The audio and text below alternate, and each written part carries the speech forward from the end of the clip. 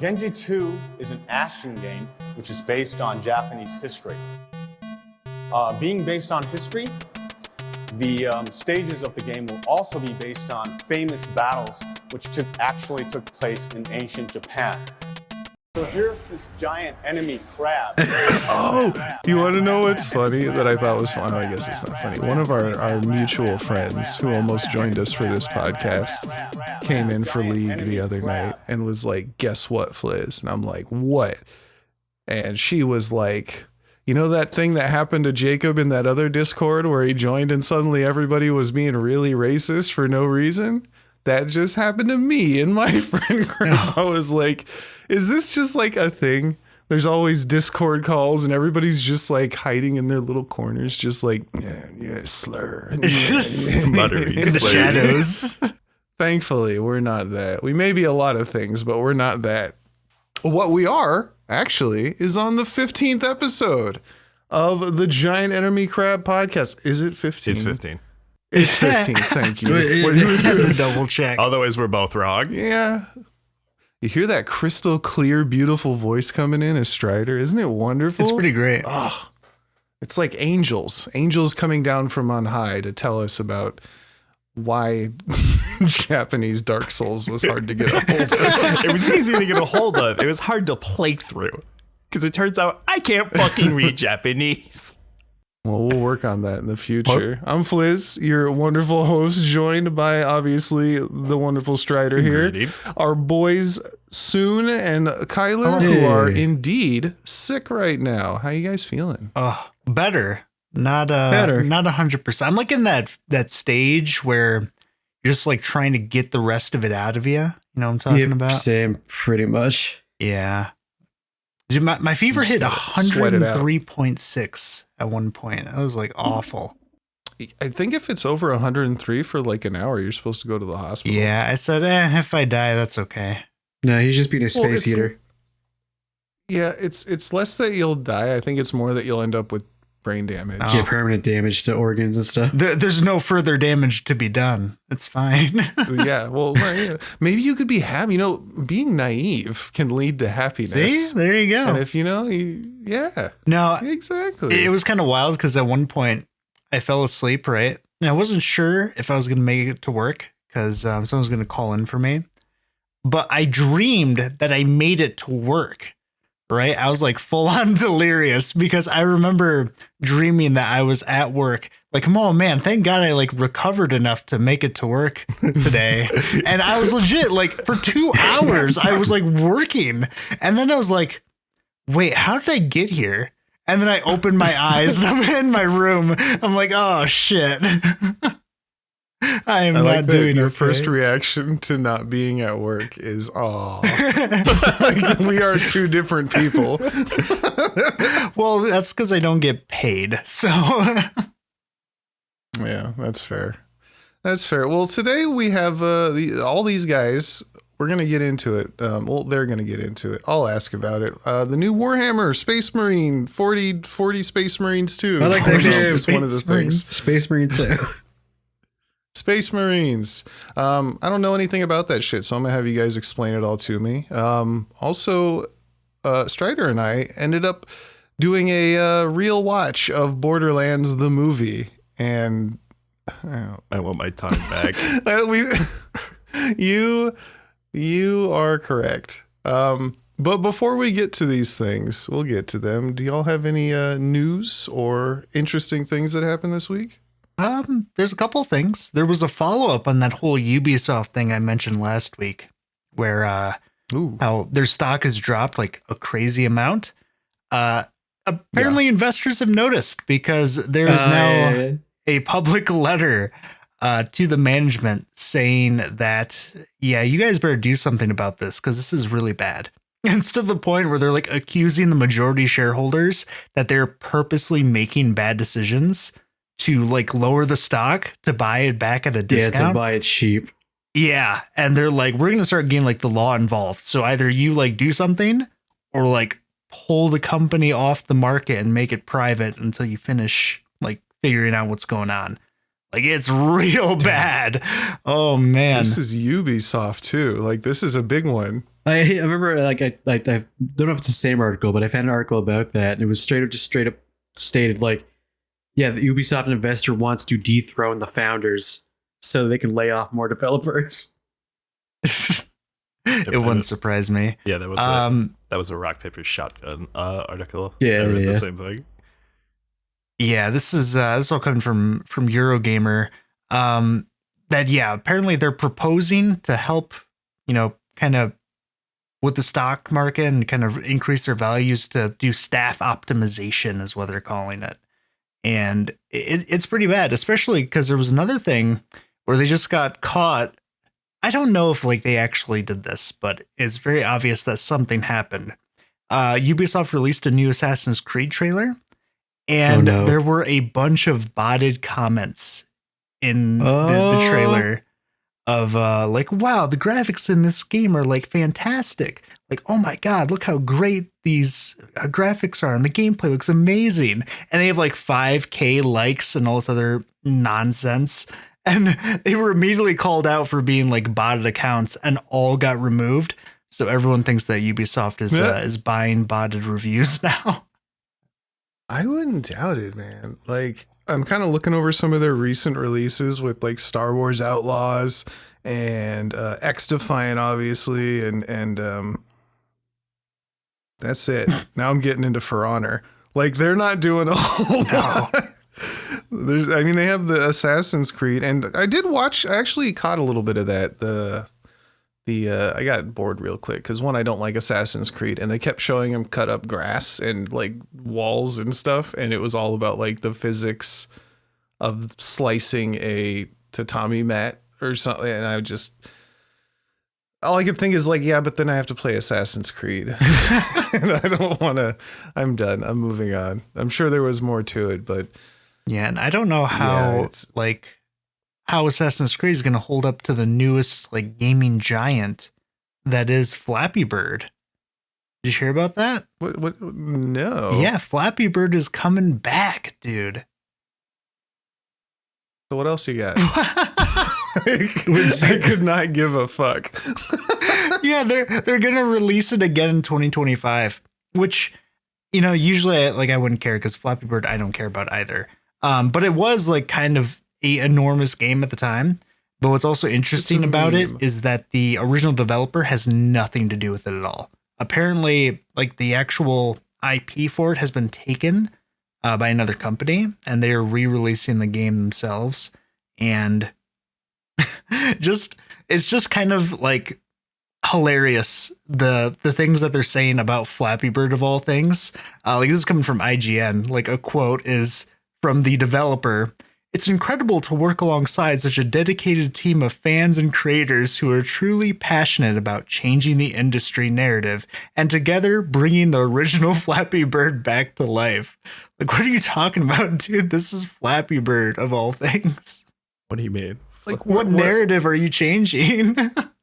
Hey, man, Flappy Bird is a very important IP in gaming history. It did something, probably.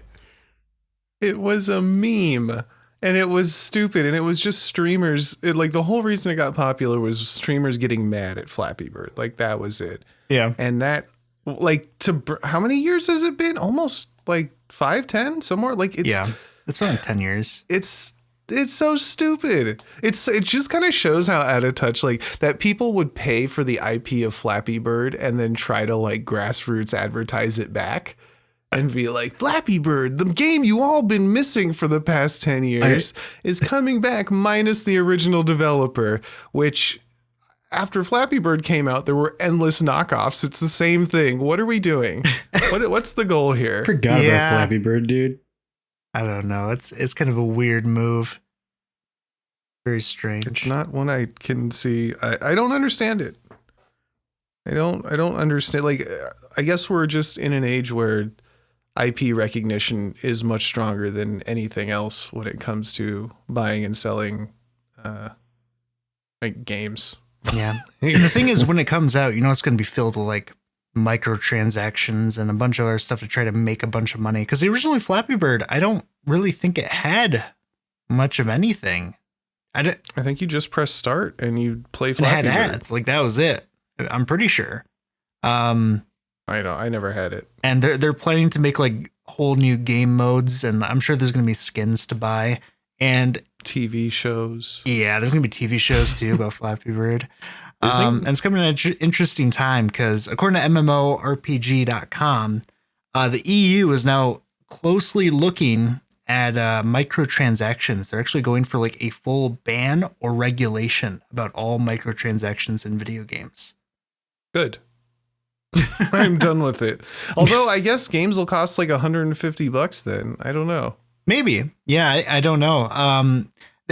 It's an interesting kind of pursuit. They're going about it pretty aggressively because they're either calling for like a full ban, or if not, this is what we're going to do. Like they are really stepping into this. And there's been a few countries that have been like over the years have slowly been banning more and more stuff. Like I know Belgium like outright banned loot boxes.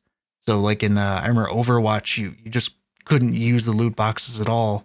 Like that was not a thing for you to do if you played in Belgium. So I don't know how that fight's going to go, but if they succeed in any way, to be honest with you, that's going to be like a huge rumble throughout the entire gaming industry. That's kind of a big deal. I can see it. Everything's a live service now, and like I was thinking, like, how could you do that in a way that's fine? Because I really don't mind microtransactions in the form of purely cosmetic changes. Like if you're getting a skin for a gun or a character or something, like that's totally fine by me if you want to spend the extra money to do it. When it comes to actual things like that maybe give you an enhancement or even just change the way the gameplay, you know, like a different gun or like that's the line for me. Yeah. I don't. If your game is marked as free to play, then to get everything, I shouldn't have to pay, right? Yeah, they're more targeting. Then again, they'll just. Oh, sorry. They're more targeting a lot of the more predatory aspects, such as how you have in-game currency, so that you don't buy things by themselves. You buy the currency to buy things. That's kind of like what they're targeting. Yeah. It's never enough. And I can see that. Well, that's where the loot boxes have to be banned because, you know, I'm thinking like, oh, well, if it's cosmetics, it doesn't matter. But if somebody wants cosmetics, then they're just going to keep buying the currency to keep rolling the boxes. And that's gambling. Yeah. Let's go gambling. Oh, No, I was saying, and not to mention, you know, it's never enough. It's always the credits they give you, so it's a little bit less than what you need. So you buy more. That's another huge problem. And they do it all the time. And there's been some other practices too that have been kind of sketchy. There was Fallout 76's releasing content on sale to try to trick you into thinking it's actually like you're getting a good deal when the actual price is just the sale price that they're telling you. Like that was a whole tobacco that happened. Like there's a ton of it. I didn't even know that. Oh yeah, and the only reason that they had to revert the price was because that's against the law in Australia. Like they got sued, so they had to. Yeah, yep. That was like the only thing that stopped Australia. that. Mm-hmm. It's a problem. So hopefully they make some progress there. I really don't know. It's so difficult trying to hope for anything to happen when it comes to like these huge, you know, multi-billion-dollar industries and all the lobbying that they have access to. It's very difficult. And also that we may not even see those same changes happen over here because that's just in the EU. So, you know, we probably won't even get that same kind of treatment. It's fine. That's what I was saying. I was like weighing it up because if you don't charge for microtransactions, like, yeah, the price of the games aren't going to be free to play, you know, they're, and I kind of like that model of here's our game, you know, it has to be tested and then, you know, you can choose to spend money on it if you want. I feel like I prefer that. As long as it's cosmetic. Yeah. I don't hate microtransactions. I just think they could definitely be less predatory. So I'm on board for that.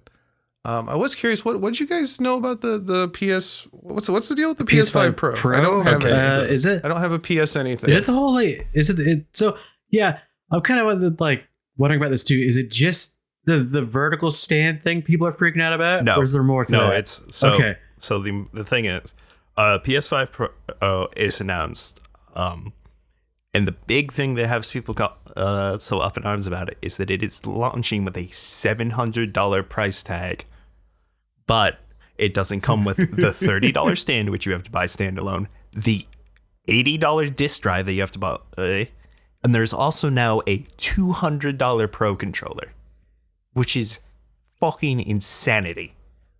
Ooh, Like, these prices are insane because like $1,000 pretty much. So the big thing about it is like that the PS5 Pro is basically, I believe what they're targeting when they release it is that they're trying to get their like their quality modes to be able to be performed at 60 FPS is what I think they're targeting instead of the 30 FPS, because according to a thing, 75% of people play on performance mode, so modes that usually target 60 FPS over graphics quality modes, which usually target 30 FPS. So they're trying to get, the idea behind it is that they're trying to have the new PS5 Pro be able to target the quality level graphics and maintain a stable frame rate of like 60 FPS is, I believe, what they were talking about. The thing is, like, this is a ludicrously expensive console. Like, it feels so strange to have a console. I've gotten away from consoles for the last 5-10 years. And it feels so strange to be like, I can change the quality settings on this game made for my console. Yeah, that is odd. Like, do you see what I'm talking about? Like, Yeah. that feels so weird. I was just thinking about that because, back in, like, say, the PS2 era, you're just like, you pop the game and play. There's no worry about that kind of stuff. You could change the volume. Yeah, That's it. That's it. You just mono or surround. yeah, I'm fine. Yeah, I'm fine with the quality modes because usually, like, your big graphic settings are quality or performance. Maybe a balance is usually all you get to choose. Besides, things like maybe turning off depth of field or bloom or something like that. Yeah, well, it's just the fact that, like, it's a game made for, like, with computers, like a tower, I can understand because everybody's tower is a little bit different. Yeah. Right. So you're going to need all kinds of settings to make them all work together. Like games that are made to run on the PS5, all the PS5s are the same. This shouldn't be a thing, like, at all. You should have one setting. Why is there like? Well, it's whatever. It's more than like, because some goofy. people want more care about graphics way more than they care about frame rate. Which No, I get what you're saying there. It's just like it's there's no problem with them having the option, because as long as it's like both modes are quality maintains, like, doesn't have performance dips, and performance mode doesn't have performance issues. As long as both of those, like, maintain their targeted frame rate and graphic settings without having to, like, downscale, like, dynamically downscale to maintain that performance, I have no problems with it. But usually one of these two modes suffers in one way or another is the problem. So are there people who have like a PS5 exclusive game and they have to turn the graphics down? Well, it's not like turning the graphics down. It's like you'll choose like a game like God of War or something, Ragnarok, because I think it was like quality mode targeted a 30 FPS or 40 with variable refresh rate. It was one of the two, and then the performance mode would target 60 FPS, and it's just which one do people want to play with? Because I think both, I believe, performed fine, but it's okay. I don't know. Like, we're on two different pages here. Where, like, I get what you're saying. Yeah, it still sounds weird. I don't feel like it should be a thing for consoles exclusively. I felt like anyway, it doesn't matter. One of the draws of consoles was that you didn't really have to worry. You just put it in and you're good. That's like the whole point of consoles to me, is that you don't have to worry about, is my, my graphics card up to date or any, like, you just put the thing in because it's made for your thing and it works. Yeah. I mean, but apparently it's different now. I mean, every game's worked. It's just which preset do you want? That's all it is. I guess. Like, because it's like, I know when I buy something for my PlayStation that it's going to work, that it's going to be barring any serious crashing issues, which I've only seen like a handful of, and nothing I've personally experienced. All right. But like, I have no problems with the performance and quality modes, just because it's literally a setting that I go, like, the game goes, which one do you want? There's even an option in the settings should not be displayed that in games, and just choose which one you prefer, so you don't even see it. Because like you can have it set, like there's like some modes in the PlayStation. They're like, what difficulty do you want? And it will try to default this to the games that support it. What performance mode do you want? Do you want quality or performance? And it will default to those, not showing you. It'll automatically choose for you, basically. And if there's ever an issue, you just pause the menu, go in thing, change it back. Because there are definitely some console players who are fine with like 4K graphics at 30 FPS. It's fine for them. But the vast majority prefer, I think, like it's usually around like 144 to 2K, right around there, 60 FPS. I think what it targets. I might just be biased too, because I like, you know, I've become like a PC fanboy over a console 100% at this point, for various reasons, but none that are objective. Yeah, I've never had a PlayStation game fail to boot. Like I've had some things with PC where I'm just like, what's going on? And I'm gonna have to performance fix this or like figure out the cause for 45 minutes. I've never had my PS5 turn off, and I don't have one, but I've never had my PS4 turn off and been worried that like all my work emails got deleted. What else you got? So we covered the PS5 Pro. The only other real thing that I have that hasn't been covered is Sony's ex-president stating that the games industry layoffs aren't the result of corporate greed, and those that are affected should just like chill out, drive an Uber for a year, and see what the job market's like in a year. According to a Eurogamer article, like, okay, because I mean, so in touch. We passed like the amount of layoffs from last year, like back in July, didn't we? Or something like that, June or July, like already surpassed. Like it's like more and more people are getting laid off. And it's all these budget cuts and everything that's happening from the rebound from COVID. Staff optimizations, dude. Portfolio enhancement. What are you talking about? Budget cuts. Oh, yeah, that. Budget cut.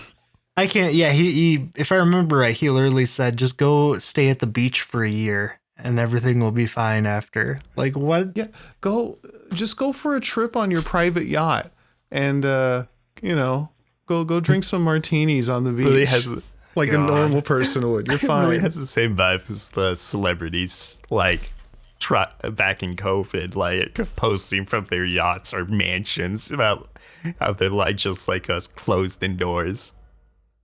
Same. It's so hard. I see the same butler every day. I want to see a new butler, but he can't leave. We can't change. I've had him for 2 weeks. I want a new one.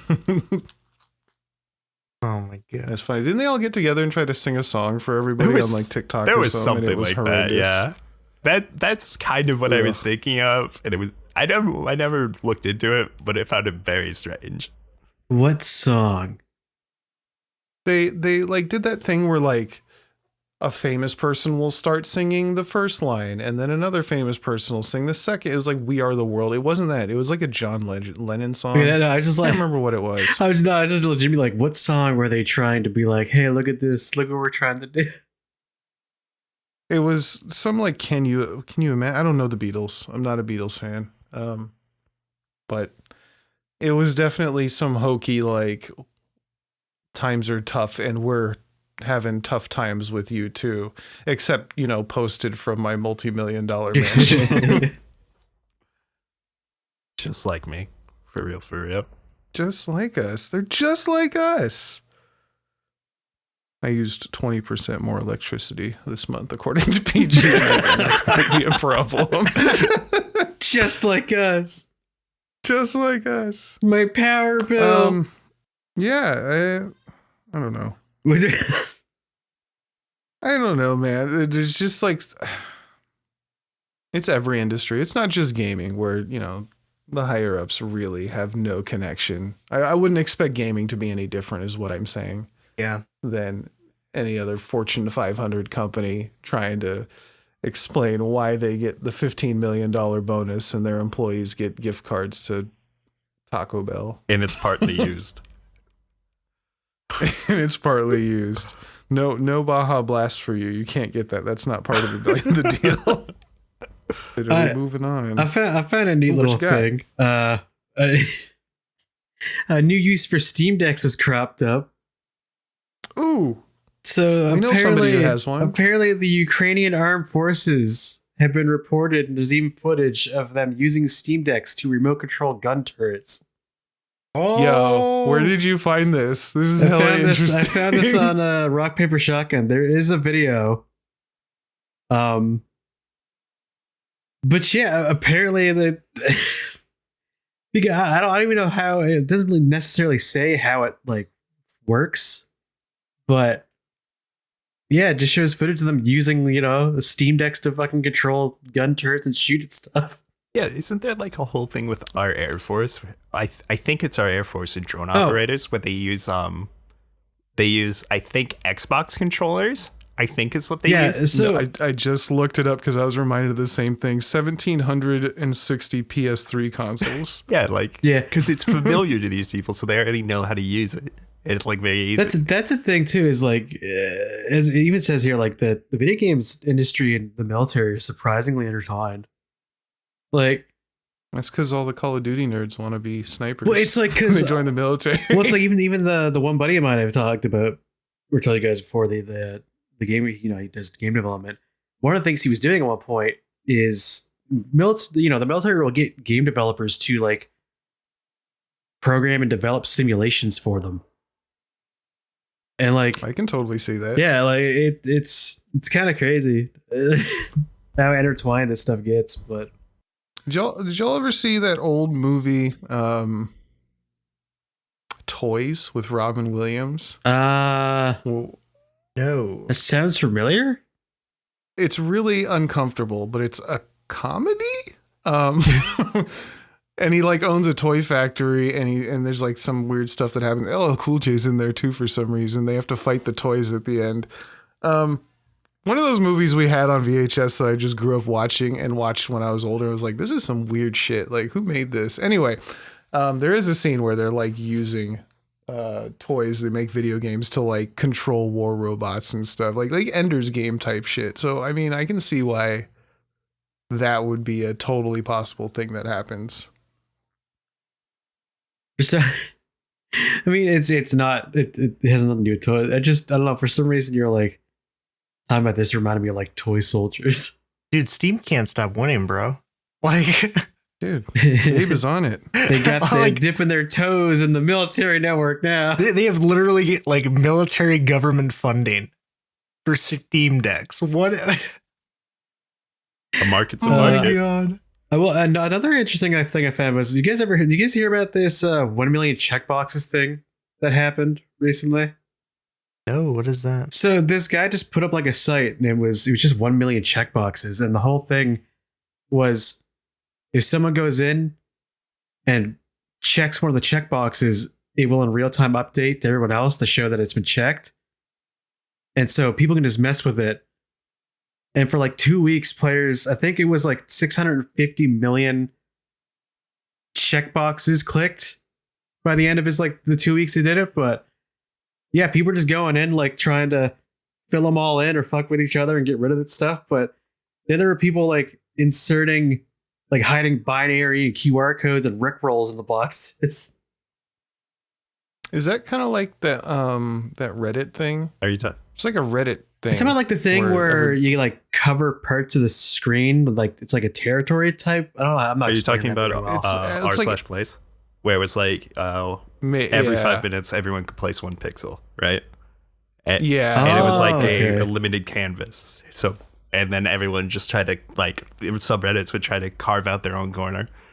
But I love plays. I especially love the first time they did it. There was a little magic lost the second time, but watching that for like the 3 days it was going was very interesting. But did you ever put a pixel in there? I put like one, and then I just watched for the rest. One. I wonder if it's still there. I'm doing my part. I did my part. Well, what about the 10? So is that just it? They just So it's check the boxes? So like, I think so. He actually like showed like a big kind of, I don't know how to describe it. He had like the guy that did it posted a picture on Discord of like the whole spread of what it looked like to him when he looked at the whole screen, because the way he set it up was it would show checkboxes depending what your screen resolution was. So you wouldn't necessarily see like what someone else had done if your screen was too small or too big. And that was like his method to stop people from putting like absolutely awful like ASCII art in there or like spelling out horrible messages. But no, people figured out apparently using binary. They'd written a bot to recreate certain messages once a certain box was checked or unchecked. And I guess one day he just checked this thing and a URL with cackerels was sitting in his database and he freaked out. And eventually he just went and he actually went to the URL, and apparently they programmed it so it would make this URL pop up for people, and it pointed to a Discord.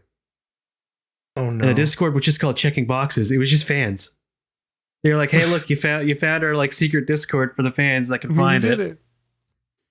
That's it. Yeah. No prizes, nothing weird. Just like a wholesome. This is what we do here. Nothing like a video. Apparently, I don't know. It's so fun. Some of the drawings people made yeah. were pretty funny though. You got someone for some reason they spelled out Noida.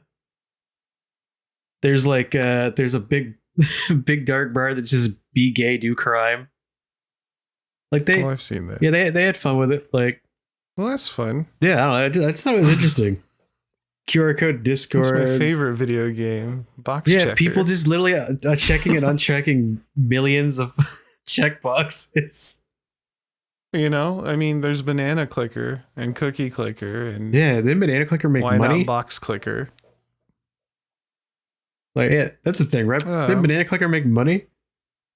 Yeah, In a weird way? Still making It's like money. the second most played game on Steam right now. So, Everybody's just clicking bananas right Everyone's now how does doing that it. generate money again? through the Steam cards. Oh, you get like okay. unique Steam cards, and then people sell them back and forth. And so while they're selling them, I think Steam gets like a cent or a tenth of a cent off of every card sold or something. What's your biggest revenue? So- Banana. Yeah, there's a fee for the market that Steam takes. Yeah. Yeah. It's just that, yeah. Steam is like, fine, go ahead. The biggest. Gabe says, I'm cool with this. This is, you guys are just putting money in Sorry. here for nothing? Okay. Yeah, their biggest revenue generation right now. Banana. I mean, people like I saw. I did you guys see that one where some Saudi Arabian guy like hit like max level in Steam or something? I didn't That's realize possible? Steam even had one. What's the max Yeah, level? it was like level 6,000 or something, and he'd spent like. Oh, I wish I had the number. I want to say $500,000 just to keep leveling up his account to get there. And of course, like the screenshot I saw, he's got like all kinds of hentai games he's playing. But yeah, he just like that was his goal, was not to do anything interesting, but just I want to have the highest level Steam account. He did it. He did it. That's the Yeah. Did anything happen? Like, did he get something for it? Or Yeah, that's just- what I want to know. Like, was there got- end game? Like, Reddit upvotes. Those are important, oh right? my great. the most important internet currency. Beautiful. I had a thing that I lost, so I have another thing that I didn't lose. Microsoft Ooh. is, I think they tried this once before, but they are doing something where they are trying to remove kernel level anti-cheat. They're after what happened with Oh. CrowdStrike, that big database that went down and caused all sorts of serious like real world problems. Mhm. Because it was kernel level security that got, I believe, bypassed or DDoS. Like something happened to it and everything went down. I should have done more research. I It didn't. was just a bad update from what it Yeah. was. Oh, was Yeah, that Yeah, it? it was just a bad update. They pushed an update that broke Okay. everything. Yep, that's exactly Oh no. Some interns probably screwed. I mean, I mean, that's why The guy with the rope. you don't push updates on Fridays. You don't push them right in the morning on Monday. Oh. But yeah, they're gonna try and move it. So I mean, that was just something because I didn't understand it at first, and the more I know about it, the less I'm like, that's a thing that needs to exist. Kernel level access, Yeah. remotely seems like a bad idea almost all the time. Yeah. And it has something to do with like making things work better on Linux, something around there. On Linux. Linux. Yeah, what? Yeah, it has something to do with Linux. Penguin. I really wish I'd read more on this, but I forgot because I'm tired and I have a kid. I almost sent you the article and I was gonna be like, here, do this. I saw that article. I forgot about it until you said something. I didn't read it though. Oh. Yeah, I unfortunately don't know much more than you do. It would be nice for them to find something that they could do though. Because Especially since it doesn't really seem to work. no, well, it's not that it doesn't work. It's more there's still ways around it, just like anything else you would do. Yeah. So it's like it's a lot to make cheating in video games harder. Like it's just kind of overboard. Is very much a lot of access to give an application just to stop cheating in video games. Like not exactly the priorities are definitely switched around there. Yeah, it's like my house smells a little bit, so I'll set it on fire. Like There was a spider. There's other things we could do first, okay? Yeah. That's just something I thought I'll look into that more for next week, or I might just delete this whole last 2 minutes. Like it's fine, it doesn't matter. The other thing is these are kind of well, this one's just a follow up on your SAG-AFTRA union story. Oh. It's actually had some progress. They, according to massivelyop.com, I like it. they actually secured some protections against AI with a couple studios. One of those being the Arc development studio. What's it called? Wildcard. Okay. Yeah. So Okay. we're getting some unionization in and some protections against, hey, no robots doing our jobs Find for them us. We damn don't want that. robots. Damn robots taking. I know there's so much in the politics about illegal immigrants taking jobs. Meanwhile, AI is just giggling in the corner, like, Dude, it's crazy. Like there's entire like sections of the job industry just disappearing. Hey, but And no you one's know what? talking about it. It's very weird. It's very I don't know. It's like an eerie silence almost. Because I God, know. I can tell you though, I just can still break AI pretty easily. Well, did you see? I believe it Google. It's either Google or Microsoft are making like a AI game engine. I don't really understand the point of it. But what it does is they can basically feed it like gameplay of a video game, right? And the engine will actually replicate the video game and recreate it so someone else can just play it. And like this works. Like they tried Yeah, it. It actually works. it just builds the code and everything. Yeah, And it'll rebuild it just showing gameplay of the video game. That's that's crazy. They, yeah, it sounds insane. What the fuck? And they fed, of course, what else could they try? They fed Doom, the original Doom. I was gonna say, Yeah. to fucking Doom it. Yeah, and it recreated the game, and like you could play it. It was not great. It was super laggy, but besides the lag, like it looks exactly like Doom does, and it plays exactly like it does too. It even has like the same game mechanics. Like you try to open the door, it says, "Oh, you need a blue key." You have to go find the key. Like that's wild. So what they Right. did was they made a super plagiarizing service. Yeah, kind of. They really did. But that's like the start of some crazy application you could make where, you know, if you just start feeding it prompts for game ideas and it starts taking like elements of games you've already done with those elements like flagged or keyed for those prompts, you can start making like games off of just nothing. Yeah. Just typing in Yeah, a that's- console and it'll just make a whole ass game for you. And even if you like, you don't have to stop there. That's just like, there's your prototype and then you can just build off of it. Like that is unbelievable. That's some crazy tech. Yeah, and this stuff is all like most of the AI stuff's open source, right? Like, maybe not the Google one, but like I'm just thinking of all the times like some game will come out on Steam that's really hot, and then within 2 weeks there'll be 20 more of the same game just with different pictures. Yeah. This will be like easy mode for them. Yep. Man. It's gonna. It feels like we're building towards something. I don't know what's gonna happen here in the next few years. Oh, dude, but this is the end. This is the end because right now nobody wants to really like. People are talking about it here and there, right? But like, if you look at, I don't think AI came up in the debates, the presidential debates, like once. Like that's not even a topic they have on the board. I don't even know if that's in their minds. Meanwhile, no, it's not, because right now people think it's just a goofy thing. People who the general layman is like, oh well, this is does some funny stuff sometimes, and I'm talking about myself here too, where I'm like, you can turn the AI tweet bot racist, and like that's pretty much the extent of my knowledge with it. But the truth of the matter is, it already does everything we do, just worse. So we can kind of like ignore it for now. But if you look at like, what did I see? I saw some TikTok, right? That was like an AI video from like 5 years ago of like Will Smith eating spaghetti and his hands are all weird and the spaghetti's like changing forms and turning into stuff compared to like that same video made now, and it like looks almost real, It's just the kind of thing that's going to grow exponentially until there's nothing we can do about it. yeah, it's. I don't know. There's so many different job industries that could just like collapse so fast.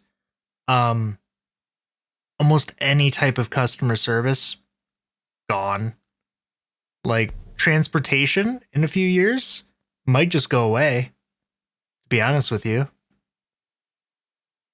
What do you mean transfer? Like just AI talking about- cars? I'm okay with self-driving cars. Actually, I'd like that. I don't want to. I'll sleep on the way to work. That's fine with me.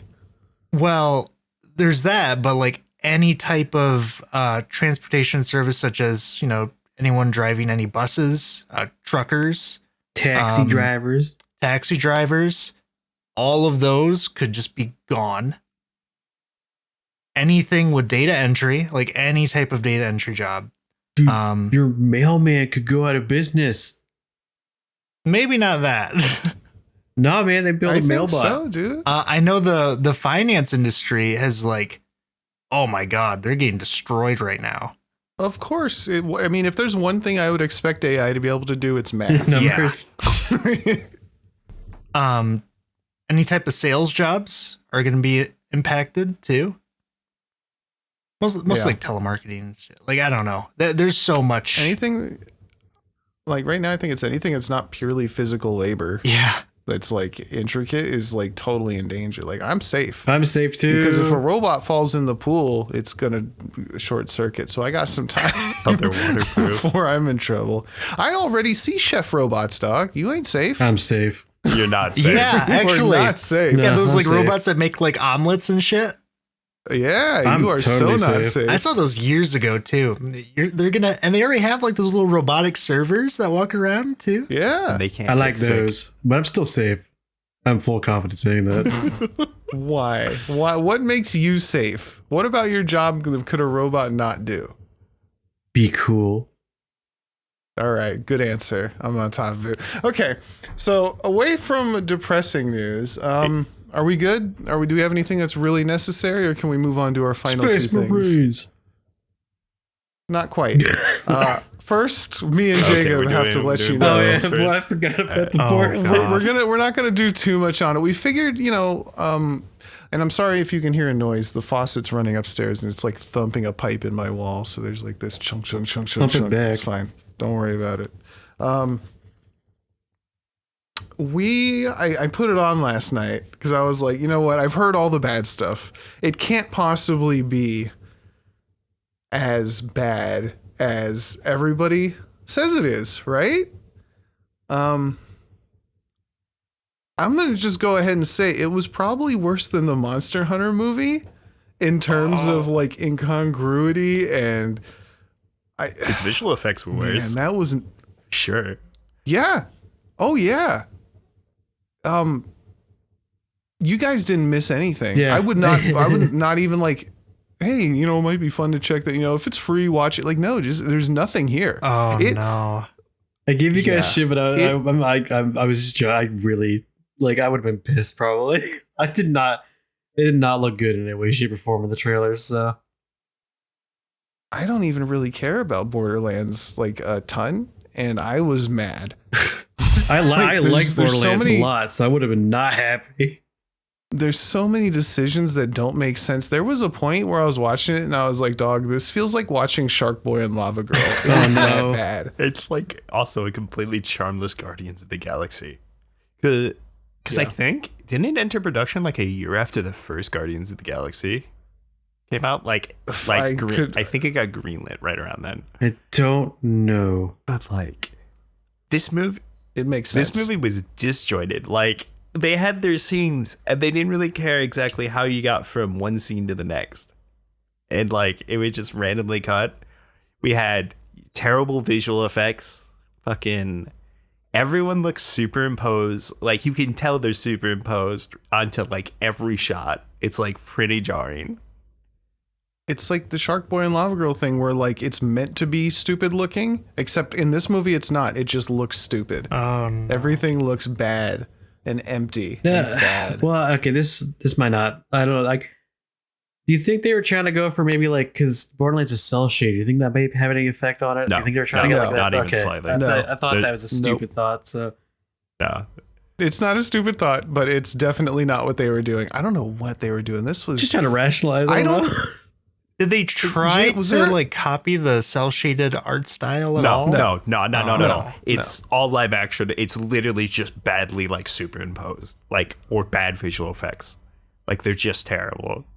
But it's That's definitely sad. supposed to be just a general like live action adaptation. It is, and it like there's like every part of it is wrong. The casting is bad. Like look, nothing against Cate Blanchett as like an actress, right? Like I've seen you in other stuff. I've liked you in other stuff. You dated that boy man Benjamin Button with Brad Pitt. I saw that. That was all right. You are too. Oh man, it feels bad to say it, but every time Lilith came on screen, like I was like I had Tourette's. I just went, "You're so old." Yeah, there's literally a part in my help notes it. that the only thing it says for this movie is "so old" in all caps because this was literally every 5 minutes. It's why are you so old? Why you're too so old. And then like her mentor is supposed to be like her mom's friend or something. And I looked up and it's the lady from Halloween, Jamie Lee Curtis. Are you talking about the Tannis character? Yes. It's not like- She plays Tannis. Who- And I don't care that Tannis is supposed to be like a 20-year-old or something. Like that doesn't bother me. What bothers me is that this character is supposed to be Lilith's mom's friend and the actress is only 10 years older than the other one. So I just couldn't I can't. It's incongruent. That was a good word for all of it, man. And the whole story is just, and then this happened, and then this happened, and then this happened, and it's just an and then story with no real good thread. And then I don't want to keep talking over Jacob if you're trying to get something in, but I hated this, man. The claptrap. Okay, you'd think they're putting Jack Black in his claptrap, right? Yeah. I let me see how that turns out before I shit on it, right? You're like, maybe Jack Black does something cool. No, what they did is they still wrote it as if it was just regular Claptrap. It has all the same mannerisms, all the same, jokes and kind of, happy-go-lucky weird personality, except it's just Jack Black's voice instead. There's he doesn't do anything except read the lines. It's so unnecessary. It is odd. People were bitching about Kevin Hart being Roland. That part was like the least problematic to me. That was like fine. Yeah. I don't care. Kevin Hart's just too likable. So yeah, No. because the thing is, it's like the entire movie just feels like these actors are trying to LARP as Borderlands characters. It's like the best way to describe it. And they're Is that what it Yeah, is? yeah, it feels. Yeah, it's they're basically the actors trying to voice act and play the character from the game, but like they don't know the source material. They've only got their lines to work with, and they're just failing. Like, it's so noticeable that it's like this is written as if the original actors are there who know their characters and have been playing them for a while, but we have these brand new actors in terms of to the characters, and it's just written like they're LARPing the other characters. It's very strange, and it's like super off-putting the entire movie. It never gets better. yeah, it really does. Like, it feels like, okay, did y'all ever see that? It's one of the Marvel movies. It's like Thor 2 or something. Anyway, he goes back and they're like doing a play of him and his like battles that he had with Loki and Odin and stuff. And he's like watching a play of himself, and it's like just like synthy, like hacky shit going on. And like it felt, yeah, they were, you kind of had it, Jacob. Like they felt like they were LARPing as the characters, as like real characters that you already know, which was, I didn't have that problem with that shitty Resident Evil movie we watched, but I did for some reason. Like, this was, it was so wrong. Everything about it was so wrong. That's crazy. It feels like they put like no effort into it, despite how much No, money they they didn't. put into it. Jacob, did any of the guns do anything except shoot No. bullets? Like, Not a single gun did anything except shoot like a regular the most bullet. you had was like, there was, I think, like a prop based on the Infinity pistol where the barrels rotated. That was it. Yeah, There was, that, we got one shot of a sniper scope, like one of the sniper scopes in the game, but it looks terrible. Like, I Oh, think it's no. one of the Jacob sniper rifles. Like, scope. But like, other than that, the gun just went bang. There's no throwing exploding weapons, no throwing the gun, it shoots all over the place. The other thing is, Lilith just fucking shoots every like minor character she comes into contact in the first half of the movie. She shoots like 12 people by 25 minutes. she's kind of a mass murderer. Like, regardless of what the people are doing, she's just willing to shoot people. Like, this is our hero. And she's just blasting everybody without really even asking why. It's kind of weird. Also, just And some characters aren't there either. Like, we got no Brick, no Mordecai, no Dr. Zed. Okay. And then, like, it's a weird amalgamation of multiple storylines from the Borderlands game, and it's like all cut together in ways that don't fit. I like half expected there to be like a Handsome Jack teaser at the end. That would have made people come back for a second one probably, but I can't see why anybody would come back to this. This was terrible. And Tiny Tina, like, the Tiny Tina in this movie, she kind of becomes it in the second half, but like in the game, Tiny Tina's kind of like her own entity, right? Yeah. Like, she's not really concerned with what else is. She's always doing her own thing, and like she's crazy, and she's always got some weird plan or something. But like her, like if she has if she talks to a character, she talks at the character. She doesn't have a conversation. You know what I'm saying? Like, she's just, everything is in her own Just little because she's world. batshit insane.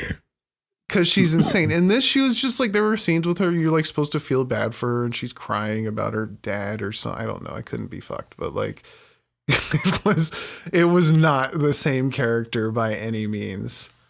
And I say this all as somebody who's like a minor fan. Like, I'm not going to be like, I'm not offended. My world's not over because of this. This just from like, this movie isn't made for fans, and it's not made for casual like viewers of sci-fi action either. I don't know who this is No made one. for. That's the correct No audience. It's made for money. Do we know who directed it? I didn't. Oh, I didn't plan on going this deep into I it. can't remember. It was someone who, because I remember talking about this before.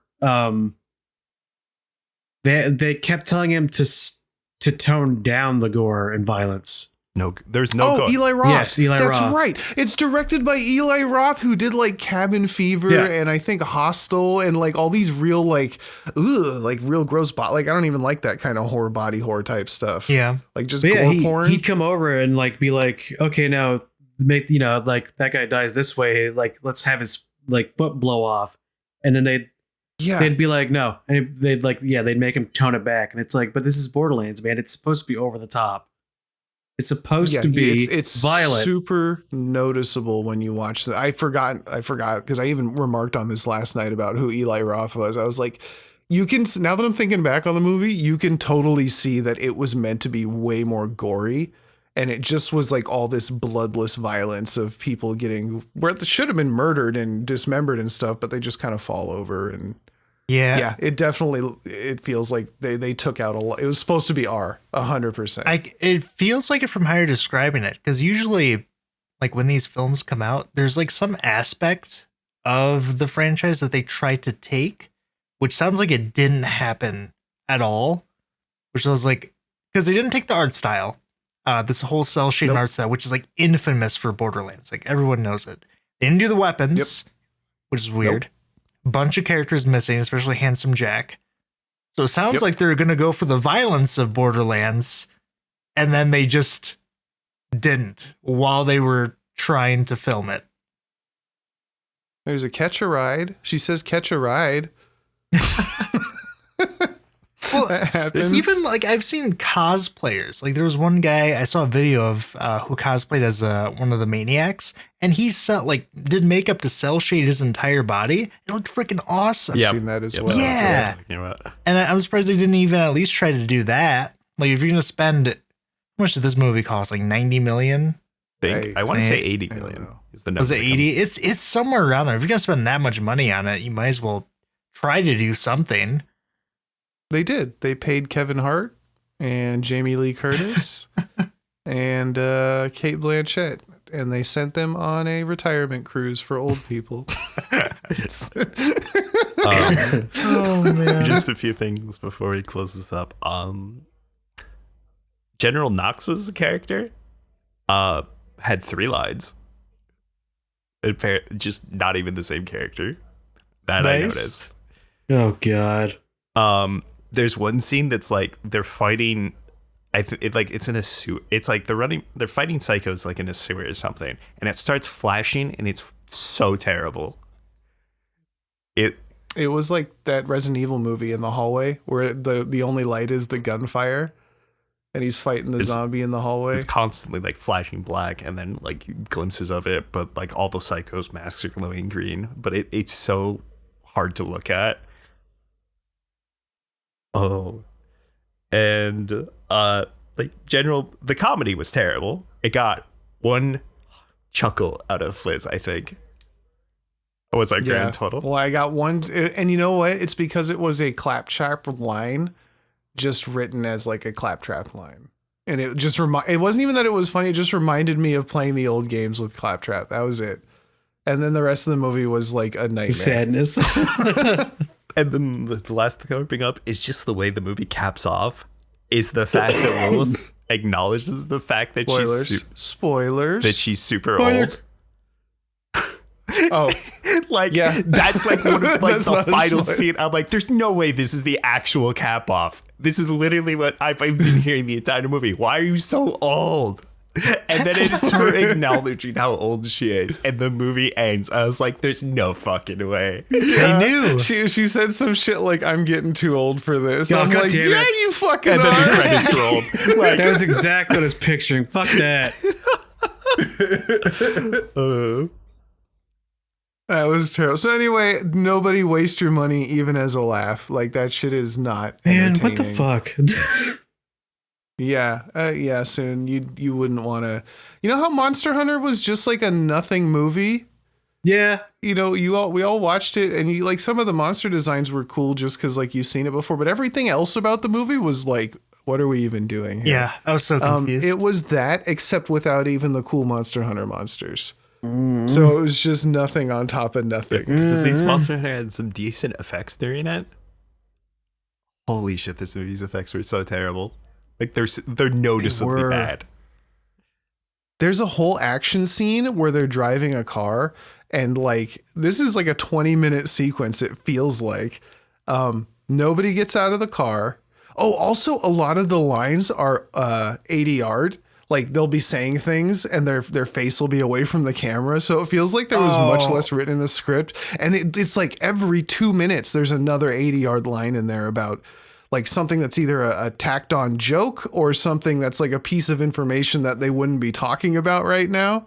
It's just constant. And it happens in this car scene where they're driving through a CGI desert and there's CGI stuff that they're kind of reacting to. And I'm just looking at them like, I can see them watching the tennis ball and screaming as it, goes on set in front of a giant green screen type shit. Like it is so bad. They never get out of the car. They never say anything specific about what's happening outside the car either.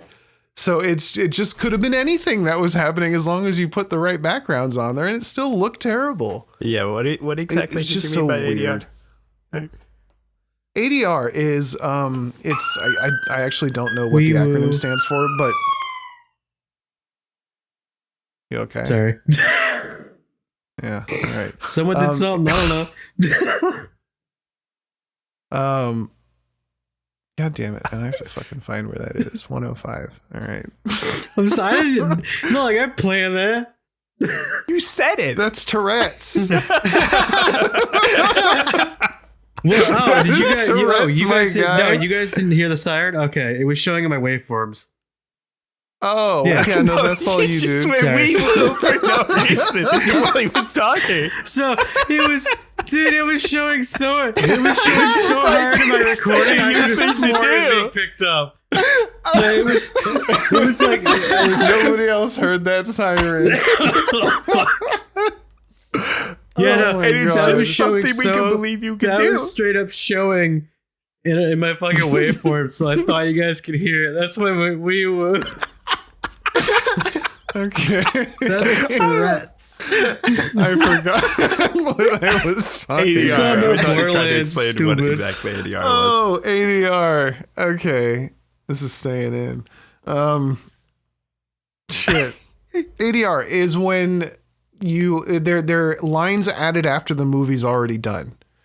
So, you can't match up like mouth stuff, or like, let's say an actor has like a bad microphone voice or something, or like what they did with Darth Vader, right? Where they had the original voice. They're like, ooh, James, come here, come fix this now that we're done. And it's just when it's an overdub and a lot of times it's used in movies, especially the last 10, 20 years, where like stand-up comics will come in, they'll be like, punch up the script, write in some jokes that we can put in here or there to make it a funnier movie. And then they call the actors back in and they don't reshoot the scene. They just have them re-record a line that you can't see them actually saying in the movie to add another. So every time you see a joke and nobody's mouth is on screen actually saying that joke, it's an ADR after it's a post-product thing. Oh, okay. Yeah. And this movie was every 2 minutes. And so that tells you that there was like a lot of studio interference going on, where they said, this movie was chopped to pieces and put back together with green screen. Like, it's not great. And the green screen foam. Green screen foam and duct tape. It's like if Neil Breen had money. Like that's what we're looking at here.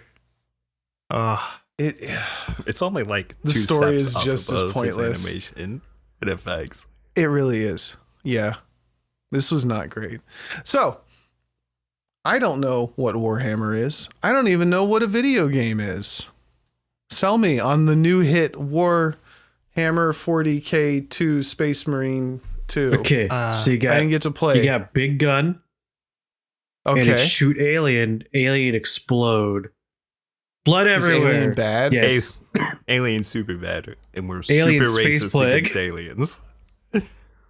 All right, I'm on board. I'm Starship Trooper in a way. Is it like Starship Troopers? Kinda, like, because Warhammer 40K has been around for 30, 35 years, and it kind of has taken things from like sci-fi that were popular at the time. There's a lot between this and Dune, from what I understand. Like, they have very similar, like shared? That shared like the concepts, like God Emperor and other things. So it I wanna be a basically is god just an emperor it's someday. like an amalgamation of a bunch of sci-fi stuff that was popular at the time of its invention and as it's gone through, and then they just bring it up to a 13 out of 10, and then make it like as grimdark, like the future sucks, everything's terrible, but we're still trying to struggle and survive against like the 12 different races or whatever that want to exterminate humanity throughout the galaxy. And like It's like, for whatever reason, that universe is interesting and like mildly believable to me. Just as like, if we had space travel and there were plenty of other life forms out there, like, how do you govern that? Like, it would just be chaos all the time. You know what I'm saying? Like, Chaos. everybody would always want somebody else's something, and who's there to stop them? No, but like, it would just be violence and shit everywhere. Yeah, that's really how it goes in Warhammer. It's also when you take into account what certain like alien, like the Xeno races, what certain ones of them want to do as their ultimate end goal. Because it's not even necessarily like that they hate like the Imperium of Man. It's just that they hate fucking everybody. Like you got stuff like the undead robots, the Necrons. They just want to exterminate all life. Undead robots? Yes. Yep. They basic. How? Wait, no, hold on. It is what they are. Hold on, there's some philosophical shit in here that we need There's to a talk lot about. of philosophical shit in it's what they Warhammer. are. They are undead robots. Lore, and more lore. We could talk about Hold on. an I individual fucking love the faction for Necron. days. How is the robot alive? From what I remember, it's basically the entire race has transplanted their souls into machines, and they're sleeping and they're waiting for the Great Awakening, I believe, is, if I'm not mistaken, which is like their promised time. But Except So people they keep breaking into their accidentally- tombs on different Yeah. worlds and waking them up, and they're like, "Why the fuck are you doing this?" And then they just start killing everybody. yeah, they wake up. They're like, "Yo, this fucking you guys' current empire sucks. We're gonna kill you." We gotta stop Indiana Jones at all costs. He keeps fucking up the universe. Yeah, they were transplanted into bodies of like necromantic living metal. What is it, necrodermis or something like that? It's Yeah. some made-up material, basically. Yeah. So Unobtainium. and they do some That's what I always think of. they do some pretty gruesome things with the living too. But the game itself, Warhammer Space Marine 2, it's like a squad-based hack and slash shooter. It's kind of plays a like lot like I World War Z. most compare it to Gears of War than anything else. But you use melee a lot more than in Gears of War. That's kind of the difference, and it also combines like horde elements of World War Z as well. I use the same or similar engine or the same, It's one the of the same. two. Yep. Yeah, it's the same Same one? dev. So Okay, yeah, so the same engine. It's a lot of fun. It's really good because the graphics and everything all look really well done. All of the enemies are done like to scale of just like, if this is what it would be for a Space Marine to fight a Tyranid, this is exactly what it would look like. It's been done very, very well, very meticulously. There's multiple factions to fight as well. And it's just honestly like really fun to just kind of go in and just start swinging your chainsword into a bunch of aliens.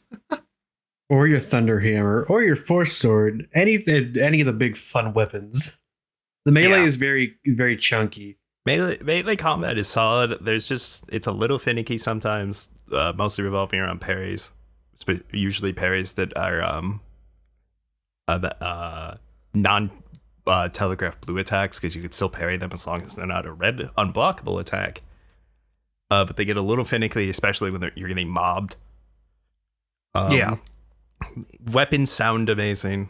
Everything has punchy. I found the weapon variety a little pretty limited though, because you basically have 4 flavors of weapons. Level variety was pretty solid. It's about what I expected out of like a 40K game. They look great. They bring a lot of the locations to life. One of the standouts being the Hive City that's so tall you're like in the stratosphere during the stage. Everything I've seen looks cool. I like Yeah, it just I'm sad I didn't get to do it because it's like I mean it's hyper violent Starship Troopers with a parry system. Like I'm kind of Yeah, it's a good you time. sold me. Honestly, Yeah, I'll have to wait till it's on sale. Pretty good. I do have some problems I want to get into as we discuss. The enemies are cool because you have two major factions. You have the Tyranids and the Thousand Suns, which specific faction of Chaos Space Marines that you'll fight. But I found the enemy variety a little lacking. I don't know if you guys felt the same about it, because like for example, the Tyranids have two minor because enemies are classified in 4 types: minor, major, extreme, and boss class. So there's only 2 minor types for the Tyranids, the Termagants and Hormagaunts, if I'm not mistaken. Your grunt that gets close and your grunt that shoots. The only major for them is the Tyranid Warrior, which comes in 2 varieties, melee and ranged. And then there are 3 types of extremes that you'll see in stages. The Lictor, which is a stealth ambush unit. The Raveners, which dig underground and try to ambush you that way. And Zoranthropes, a pair of floating units that buff nearby enemies until they are killed. And for the vast majority of the games, you'll be because you'll see these in every stage, but you only fight the first 2 categories like for 95%. Because on average, you got thrown 5 to 8 extreme class enemies in a single stage, was on average. Now, there's like, I wouldn't think it would be more focused on enemy types. I thought it was more like, whoa, look at that horde of enemies. That's how I mostly felt. Even like with weapon varieties, I didn't have an issue with any of the varieties of stuff. Weapon variety, because the way the game is kind of like how you level up, you want to focus on one, on a specific weapon in general anyways. So it doesn't really matter.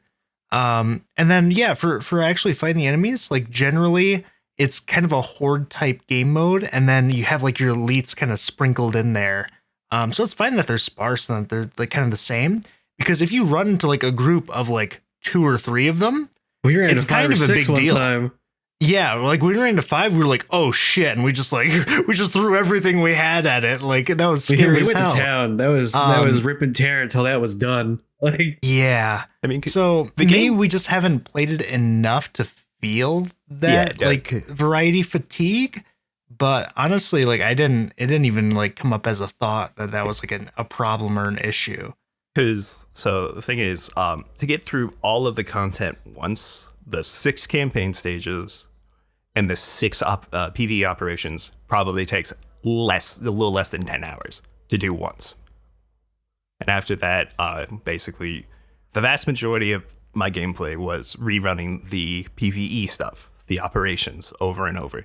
And they definitely start feeling a little too samey, like pretty quickly. Yeah, if you're doing them all over and over.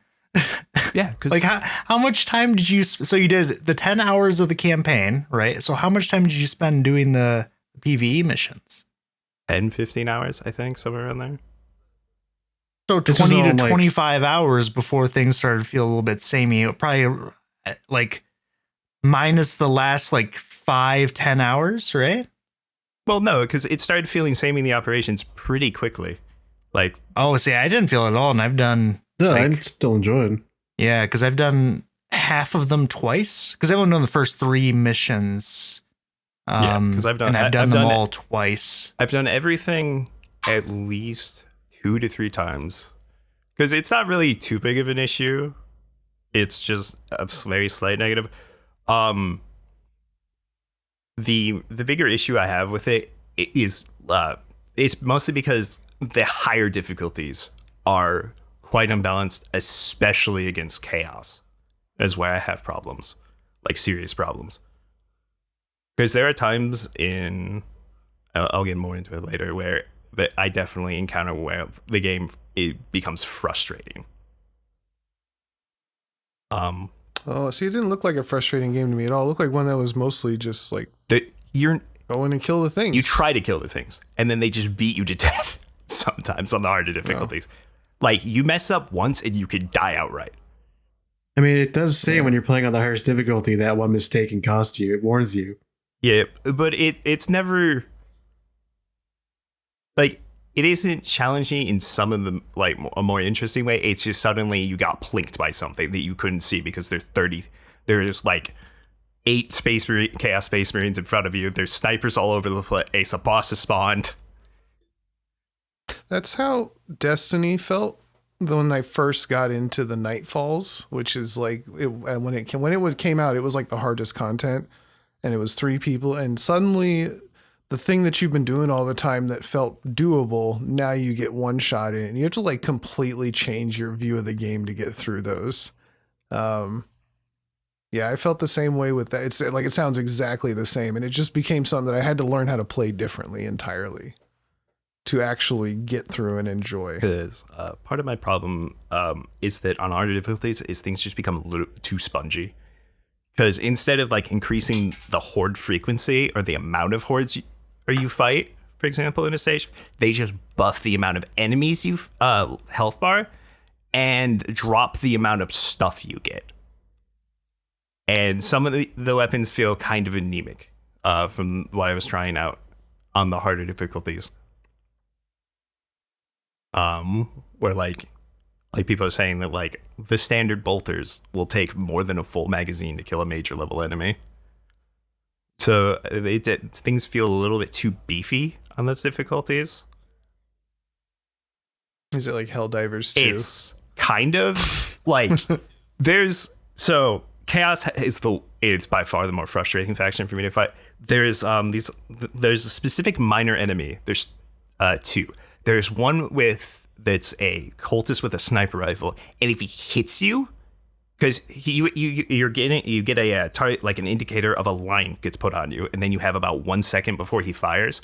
But if he hits you, he basically strips your entire armor gauge off and stuns you, and that can lead to you dying outright. Like, because there was one moment where I got plinked from full health and never got control of my character again and died on the hardest difficulty, which to me isn't the kind of difficulty I want in this. Don't plan it. But the only way you can max out your stuff, you have to play on the hardest difficulty for progression. Is it only the absolute hardest? Yes, it's only the absolute hardest. You have to play on it for progression. And that was, thank you for reminding me of that. Because that's my real problem, is that it's a mandatory for progression. It's for your strongest stuff, you have to do it. And the other thing that I could see, I don't have an issue with the hardest difficulty being very difficult, because there are people out there that can definitely do that shit. And the other thing is there's a new difficulty that's going to be even harder coming out this month, I think. But the thing is, when you do these, you have to go into them undergeared, because they're designed around the weapon tier that you get from them, but you don't have them the first time you do it, because you have to get through one of them the first time to get the data you need to unlock it. Which those first runs are pretty rough, because nothing feels like it's dying. And I played what me and the person I played through with generally consider by far the strongest class. And I was like, I don't know how other classes are supposed to do this their first time. Yeah, I don't know. I didn't get that far into it where I could try the hardest difficulty. Because the campaign was pretty good. The last mission is definitely the standout by far. It's also super long. It's like almost 2 hours. What was your guys' favorite part of the campaign? Probably the last mission. Honestly, like, the whole campaign's really good, because like throughout it, they do a really good job of creating the mission scenarios and everything. Because all the PvE operations, which is the extra stuff you do, is what other squads are doing in the campaign missions, and you talk to them like over voice comms. So that was really cool to look forward to doing that. But the actual like lore. Wait, go ahead. Wait, you talk to like other players? No, the characters. So yeah, in the story, you have your squad that's doing stuff, right? And other squads of Space Marines are out doing other parts of a different objective to help you out, right? So in those operations, you are doing what they were doing in the campaign. Yeah, campaign and operations happen simultaneously.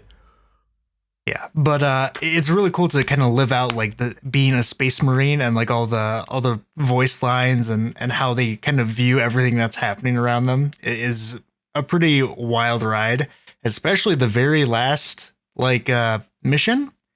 It feels like you're actually in just like a full out war. Like there's crazy shit happening everywhere. There's demons and there's like giant crazy lightning lasers happening all over the fucking place. There's dreadnoughts everywhere, just absolutely destroying shit. It's amazing, honestly. It is a like full cinematic experience that is also like really fun at the same time.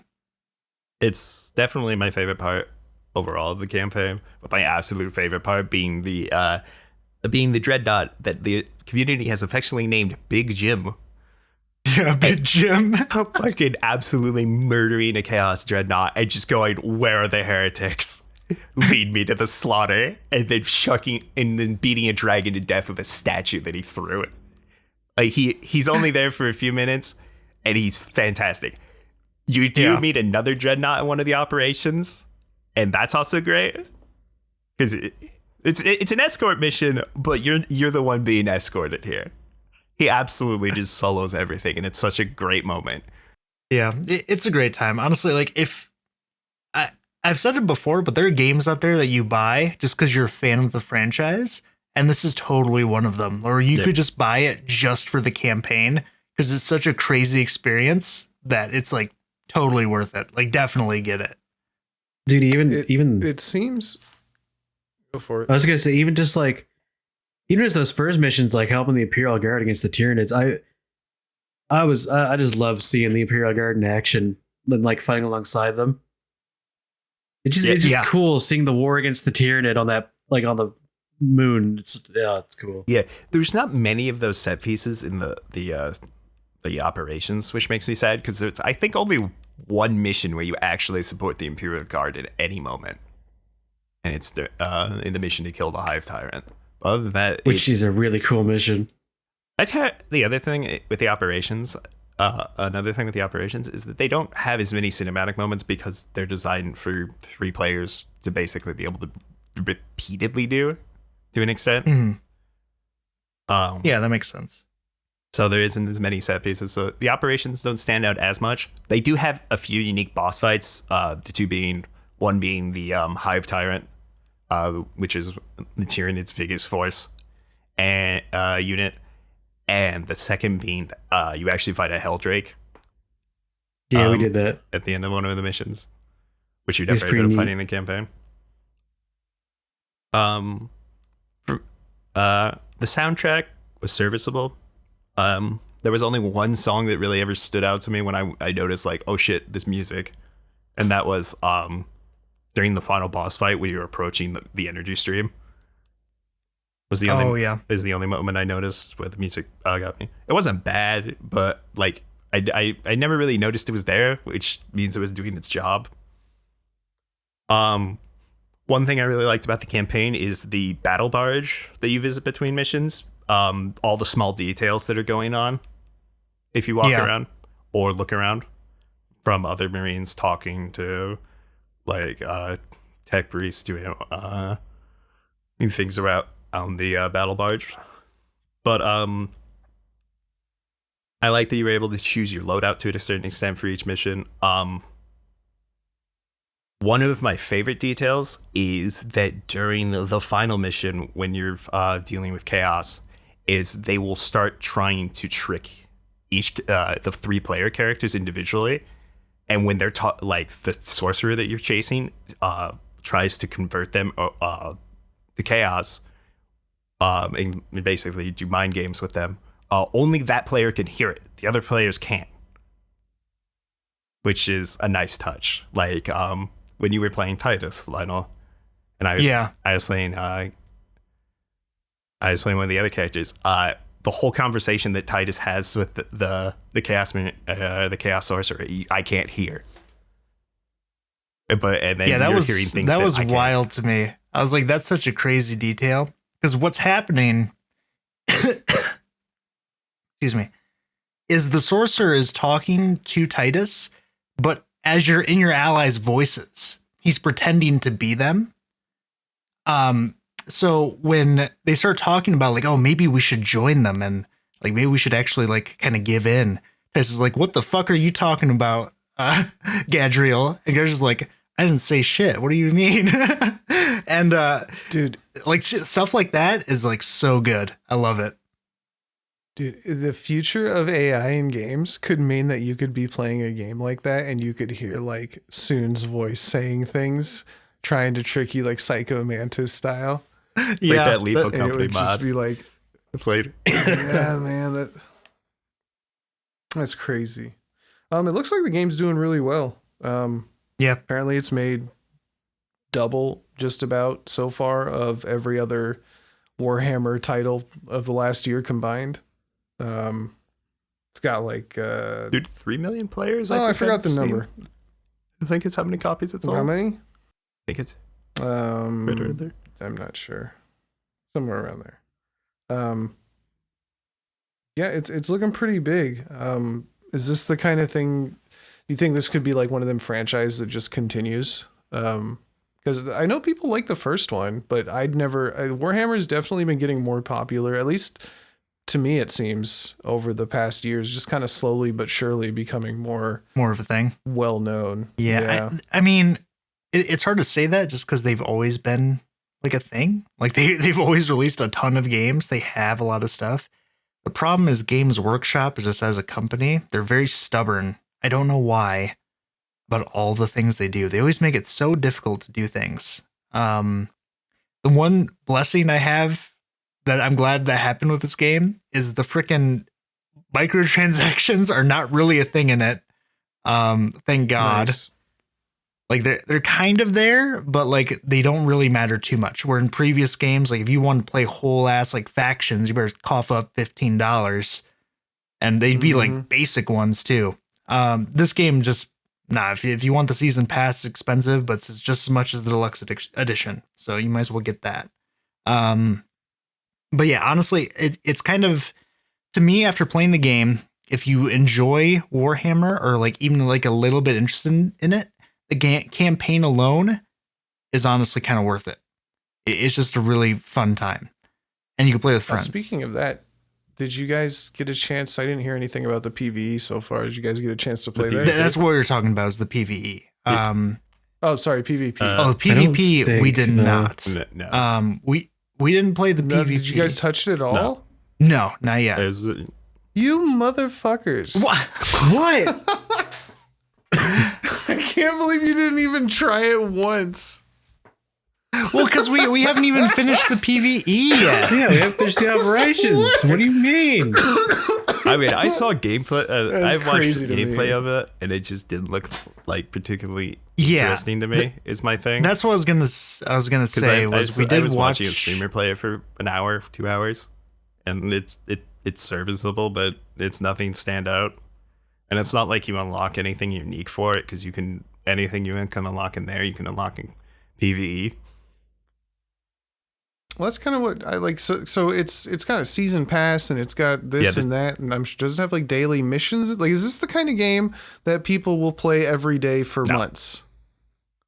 I would not be surprised Dang. if this has a huge player drop off soon.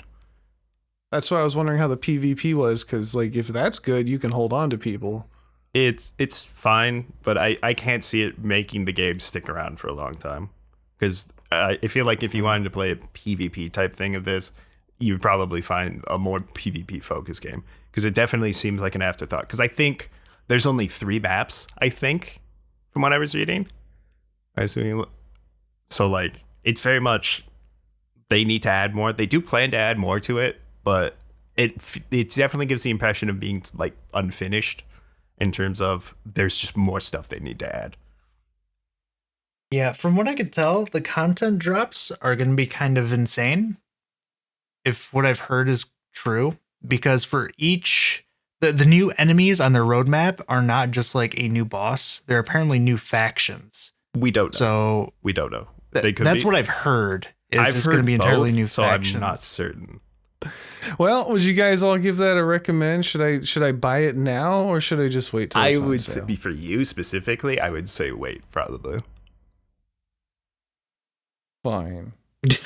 I mean, because I can. Unless you really want to play it, like, yeah, I would. Like, there's no rush to it because with the It'll just be PvP better kind of later. being like you get to fight people, you can just kind of do the main content whenever you want. Okay. And for the average person, pick it up. You guys are killing me here. What? I don't know anything about this fucking game. I recommend it, but I fucking love Warhammers. I would recommend it. Definitely do. Like, if it's your type of game, if you like horde-based games, if you don't mind like doing the same content, either with a different class or like a different weapon loadout or something, because it can definitely start to feel repetitive, since the main thing you replay are the same 6 stages. Which probably, from what I understand, is going to be most of people's playtime if they aren't interested in the PvP. So non-PvP, you get like 20, 25 hours, and that's it. I would say about that is because for me, it took me about a little over 25 hours of playtime in total to max the class I played. Also, their whole the operations class system is a little jank, because so in PvE you can only have one of each class, right? But when you matchmake, it doesn't make sure your class is available.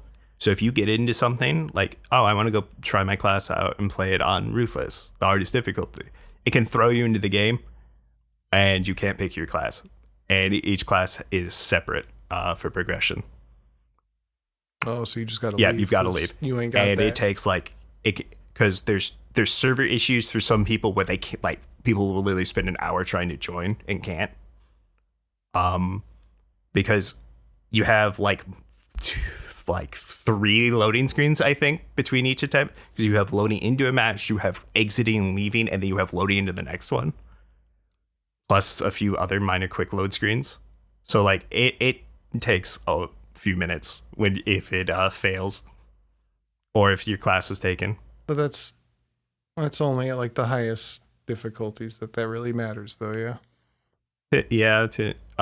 It just the other problem is that right now the community, like, because people will get into a match or like the battle barge like before a mission, and they'll be kicked immediately because they have the same class, because the host doesn't let them give it a second. Because it's hard to tell when the person hasn't loaded in yet and what they're, because you have to walk over or teleport over to something to change your class. So a lot of people just get kicked for being in the same class before they can go and change. That's been around since WoW and stuff. Like, that's nothing. Yeah, it's new. just unfortunate because you get stuck in so many menus. All right. Well, it sounds like other than all those other negative things, it seems like a fun game. I didn't think you'd have so many cons to it. These are all like Everybody's small been things. ranting and raving about how great it is. They're the little problems The that I small noticed, stuff. like, and just want to comment on. Because overall, I'd rate the game an 8 out of 10. Is about where I place it. Dang it! It has all those problems. There's You rated small it 8 out of problems. 10. They're just small. Some of them are small. Some of them are a little bigger. The biggest problems being that Chaos is just straight up unfun on the hardest difficulty. Okay, so the end game isn't quite there yet. That's pretty much what it's you're nothing getting that can't be fixed with a few patches and balance changes. It's nothing. Yeah. There's no fundamental Okay. issues. There's just small nitpicks. Like, this has all been very Okay. nitpicky. Like they're Yeah. It's just Okay. I want to make sure they were brought up. As long as we have that caveat, because man, it sounded like you hate No, this I fucking don't. game. Like, when I say repetitive, I don't mean like I still would play it. It's just I'm trying to be more objective in that it is repetitive because you are doing the same things and the missions don't change that much. Yeah. But I still enjoy Okay. doing it. I still enjoy playing it. All right, so that sounds like a recommend from everybody. I'm gonna try and cap it off here because I know these guys are sick I feel bad for keeping you way over. This has been like the longest one. Unless y'all have any final words on I've covered most of the things I wanted to cover. I think that's it. No, I don't really have anything else. All right, beautiful. Well, thank y'all so much for listening. This is a fucking long one. Yeah. If you have any questions or comments, please hit us up at dancersparadisepod@gmail.com. Oh my god. Wait a minute. At Giant Enemy Crab. Wait a minute. You can't say that. I did Let's it. go, I knew dude. I'd do it someday, and I fucking did it. What is that? It's Giant Enemy Crab Pod at gmail.com. I am so unprofessional. You're going to get so many unsolicited emails. Fired. I'm getting fired. Well, this is my last day, guys. It's been nice working with you. Who's firing you? You are your boss. We're currently looking for a I new am a very flute. strict boss. I'm gonna make my kid do the podcast. You know, it'll just be Roblox only. Roblox. Here and- comes little It's the The flute. latest Roblox news. Yeah. We might be doing some more content. We did some recording of World War Z. I don't know if we'll get to it. Who knows? But there's probably some future content in the pipeline for at least the YouTube channel. So be on the lookout for that. And until next time, thank you, gentlemen. Yeah. And we'll catch you in the future next week, All right. where we talk about. Is there a thing, or do we not have a thing yet? Probably no thing. I don't think there's a thing yet. None of- I think of I right will now. try to finish Astrobot by next week, so I can give my opinion on that. Oh, we got Astrobot. Nice. We I will can cover attempt that. to find more At things. least Astrobot. And that's it. All Astrobot all And whatever the time. fucked up Goodbye. news happens in the next week. Later.